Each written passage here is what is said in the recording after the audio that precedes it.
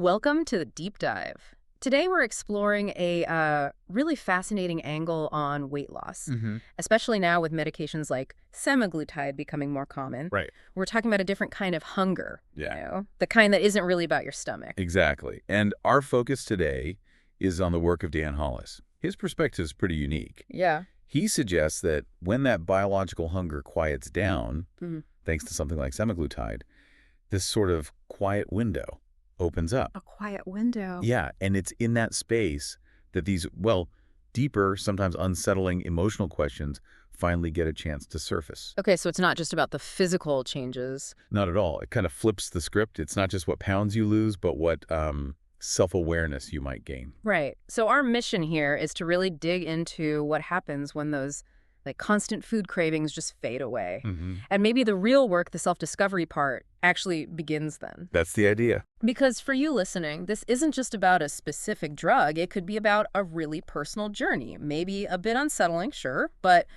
potentially transformative. Definitely. So to make this real, let's talk about Kate. You mentioned her story. Right, Kate. She's 46, has 3 kids. She'd been on semaglutide for about 2 months. Okay. And she has this moment. She walks past her pantry, something she's done thousands of times. Yeah. And for the first time in maybe 20 years, as she put it, nothing reached back. Wow. Just gone. The pull wasn't there. Gone. Imagine that silence after living with that constant rhythm of hunger for decades. It's profound. So what is that like? What does Dan Hollis say about that silence? Well, he calls it exactly that, the quiet window. It's a specific point, he says, where the food stops answering your questions and the real ones start talking. The real ones. Okay. And here's something really interesting and maybe unexpected. He talks about this grief of losing the thing that numbed you. Grief for something that was hurting you. Yeah. Grieving the coping mechanism, even if it was, making life harder overall, it's a really complex internal shift.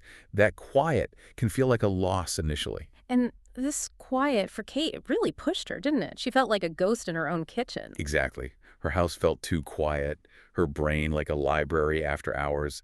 It was disorienting. And she had this realization, everything feels like truth now. That sounds intense. It is intense, and Hollis says that's when the core questions tend to emerge. Like what? What kind of questions? Things like, what am I hungry for when I'm not hungry?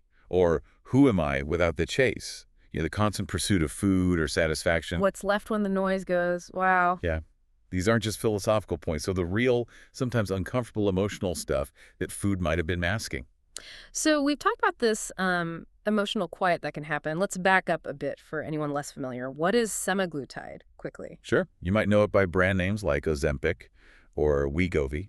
Technically, it's a GLP-1 receptor agonist. Basically, it mimics a hormone your body already makes, Okay. which helps regulate your appetite and blood sugar. Right. So you feel fuller, less hungry.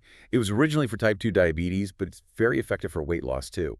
But the key thing from Dan Hollis's perspective, it's not a magic bullet for emotional eating, is it? Absolutely not. That's central to his view. Hmm. He sees it as a window, like we said, or a biological pause. The pause. Yeah, a pause button that gives you the space to finally ask, okay, what am I really hungry for here? It's not the fix itself, but it creates the conditions where you can find a fix. He uses that analogy. It's Yeah. really powerful about emotional scaffolding. Oh, yeah. If food was your emotional scaffolding and that gets pulled out, you're going to feel exposed. In that feeling, that exposure, that's not bad. That's part of it. That's exactly it. It's part of the work. It's actually the starting point for real, meaningful change. So Hollis says semaglutide isn't the solution to emotional eating. It's the silence that lets you find one. Precisely. The silence can be uncomfortable, sure, because the old reliable coping tool is gone. Right. But it's also incredibly clarifying. It clears away the noise of cravings so you can finally start to build genuine self-awareness. Okay, so the medication gives you the silence, the pause. But how do you actually use that silence? What's Dan's framework? Well, a big part of it is about learning to observe your internal signals, not just automatically obey them. Observing and not obeying. Yeah. He talks about separating signal confusion, like, is this physical hunger, or is my brain actually asking for comfort or distraction or, something else entirely? So pausing to decode it, basically. Is this my stomach or my stress? Exactly. And what's really insightful is that He's not saying the medication is bad. He actually highlights its strength, Which is, that it gives you time. Time you maybe never had before because the hunger was so loud. Time to reflect, reset those old patterns, maybe even rewire things a bit. it creates an opportunity that wasn't there before. Right. An opportunity for introspection that's hard to come by when you're constantly battling cravings. And he connects emotional hunger even deeper, doesn't he? To something about identity. Yeah, he talks about identity disconnection. What does he mean by that? It's this idea that sometimes when we lose touch with who we really are, or maybe our sense of self feels a bit broken, Mm-hmm. food can become a kind of stand-in, a substitute for that connection back to ourselves. You're trying to fill a void that isn't actually about food. So the hunger isn't for calories, it's for yourself, for In again. many cases, yeah. Yeah. That's the deeper need that's getting expressed, maybe confusingly, as a craving for food. And that leads to his point about discipline versus alignment. I thought this was really key. Oh, absolutely. He says, you don't hold on to weight loss with discipline. You hold on to it with alignment. So it's not about just forcing yourself, using willpower. Right. It's less about white-knuckling it and more about getting your choices and actions lined up with who you truly are and want to be. Replacing the story you tell yourself, not just the snack you reach for. You got it. It's a fundamental shift. Yeah. If you're aligned, the discipline doesn't feel like such a struggle. It feels more authentic, like you're just being you. Okay, let's talk setbacks. Because they happen, right? Everyone experiences them. Oh, for sure. And Hollis has such a refreshing take on this. Yeah. He says, most people don't relapse into hunger. They relapse into confusion. Confusion, not failure. That changes things, doesn't it? Completely. It reframes the whole experience. What if these moments aren't shameful? What if they're actually predictable? Predictable how? Like they're just moments where your body and brain are trying to recalibrate. Sign you're human, dealing with complex changes. Not that you're lazy or failed. He uses that spiral staircase image, right? Weight loss isn't a straight line up. It's like a spiral staircase. You might feel like you're going in circles sometimes, but you're still moving upward, just maybe on a different level or facing a different direction for a bit, still climbing. And what about plateaus? When the scale just stops moving, that feels like failure too. Right, but again, he reframes it. Fast results don't mean lasting results.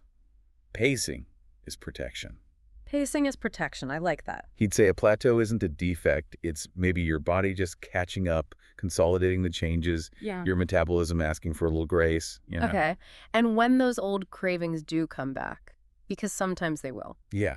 And that's not weakness either, according to Hollis. He calls it memory. Memory. Like it's just an old neural pathway lighting up, kind of asking, hey, do we still do this? Does this still matter? So it's not a command. It's more like a question from your brain. Exactly. And now, maybe with that quiet window from the medication, you have the space to notice the question, acknowledge the memory, and choose a different answer instead of just reacting automatically. It shifts it from being about willpower to being about awareness and choice. Precisely. And there's another piece to this, identity lag. Identity lag. Yeah, he says your body changes fast, your identity takes time to catch up. Okay, that makes sense. So maybe a setback isn't proof the medication isn't working anymore. Maybe it just means the story you're telling yourself about who you are now, that story still needs an update to match the physical reality. So the setback is a signal that the internal work needs attention. Yes. And he encourages using these moments as questions, not judgments, instead of, oh no, I messed up, ask. What am I feeling right now? Right. What do I actually need? Who do I want to become in this moment? It turns potential failure into data for learning. Okay, so wrapping this up, what's the big takeaway for someone listening? Well, I think the core message is that something like semaglutide isn't, a magic pill. It won't solve everything on its own. But it can be a kind of miracle pause. Exactly, a miracle pause. It can give you that crucial time, that space to finally hear yourself without all the noise of constant physical hunger, to choose a new path. And Dan Hollis really emphasizes the approach needed for this work, right? He does. He reminds us that healing the emotional side of eating needs empathy, not judgment. Awareness, not just more rule. Yeah, and curiosity about yourself, not self-punishment. It's about discovery, really. So a final thought then. If you find yourself walking through that kind of silence where cravings used to shout, remember Dan Hollis's perspective. You're not broken. You might just be starting to truly hear yourself again. Yeah. When the cravings stop. Uh-huh. Maybe that's when the truth begins.